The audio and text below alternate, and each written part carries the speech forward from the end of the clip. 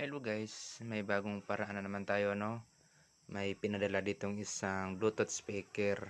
So ang sira ang kaniyang micro. Ito yung micro connector sa charger. Tinambad akong mag repair nito.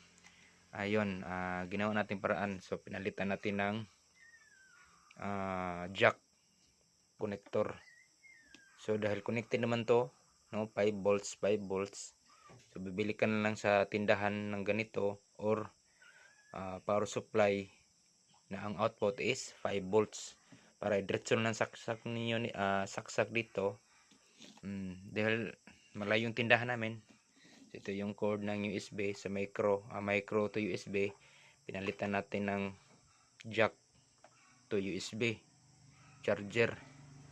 So simpleng simple kahit sa bahay nyo, no. So gawin natin, testerin natin yung positive at negative. So gamitin natin yung tester, no. So o di kaya bibili na lang kayo sa tindahan ng charger nito na ang kalalabasan is 5 volts, no.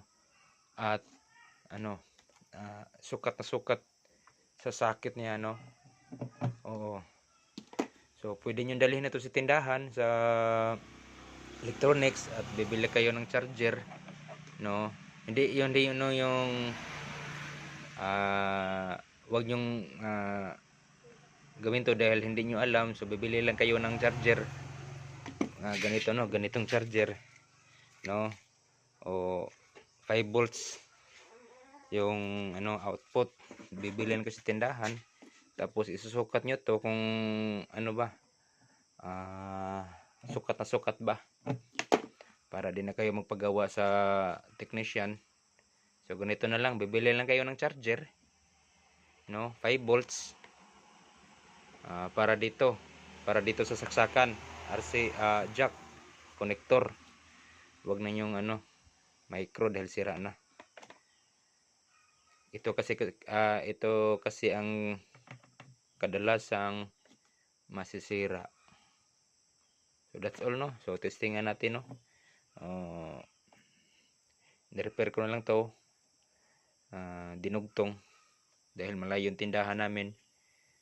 Pwede na to. Yan, no.